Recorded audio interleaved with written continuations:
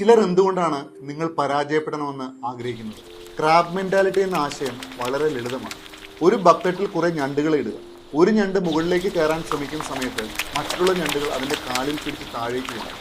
അവസാനം ആര് രക്ഷപ്പെടും? യഥാർത്ഥ ജീവിതത്തിൽ ഇതെങ്ങനെയാണ് കാണപ്പെടുന്നതെന്ന് നിങ്ങൾ എപ്പോഴെങ്കിലും ചിന്തിച്ചു? ചിലർ നമ്മളെ മറവിൽ നിന്ന് നിരുത്സാഹപ്പെടും. കുറച്ചുകൂടി റിയലിസ്റ്റിക് ആകാൻ ഉപദേശങ്ങൾ നൽകും. നിങ്ങളുടെ സ്വപ്നങ്ങളെക്കുറിച്ച് തമാശകൾ മെനയും. നിങ്ങൾ വിജയിച്ചാൽ മൗനം പാലിക്കും. നിങ്ങൾ വളരുമ്പോൾ അധിക വിമർശനമുണ്ടാവും.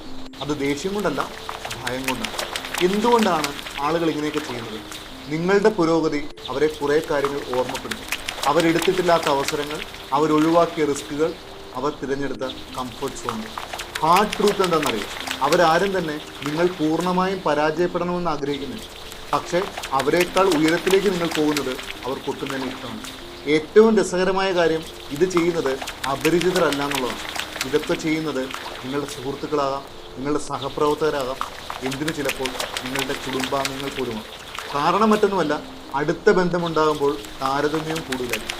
നിങ്ങൾ വേഗത്തിൽ വളരുമ്പോൾ, നിങ്ങളുടെ ശീലങ്ങൾ മാറുമ്പോൾ, നിങ്ങൾ വലിയ കാര്യങ്ങൾ ചിന്തിക്കുമ്പോൾ, നിങ്ങൾ ബൗണ്ടറികൾ സെറ്റ് ചെയ്യുമ്പോൾ ഇത് മറ്റുള്ളവരെ ട്രിഗർ ചെയ്യും. അതുകൊണ്ട് ഞാൻ ഈ പറയുന്ന കാര്യങ്ങൾ ഒരിക്കലും നിങ്ങൾ ചെയ്യരുത്. നിങ്ങളുടെ സ്വപ്നങ്ങളെ എല്ലാവരുടെ മുന്നിലും വിശദീകരിക്കരുത്. ഒരിക്കലും അംഗീകാരങ്ങൾ തേടരുത്. സംശയങ്ങളോട് വാദിക്കരുത്. അംഗീകരിക്കപ്പെടുവാൻ വേണ്ടി ഒരിക്കലും ചെറുതാകരുത്. എന്താണ് ഇതിനുള്ള യഥാർത്ഥ പരിഹാരം? നിങ്ങൾ വേഗത്തിൽ പ്രവർത്തിക്കുക. നിങ്ങളുടെ വിജയങ്ങൾ തിരഞ്ഞെടുക്കപ്പെട്ടവരുമായി മാത്രം പങ്കിടുക. നിങ്ങളെക്കാൾ മുന്നിലുള്ളവരുമായി ഇടപഴകുക. നിങ്ങൾ സംസാരിക്കരുത്, നിങ്ങളുടെ റിസൾട്ടുകൾ സംസാരിക്കുക. ഞണ്ടുകൾ മറ്റുള്ളവരെ താഴേക്ക് വലിക്കുന്നത് അതിന് മറ്റൊരു മാർഗം അറിയാത്തത് കൊണ്ടാണ്. പക്ഷേ നിങ്ങൾക്കറിയാം. അതിനാൽ കയറുക.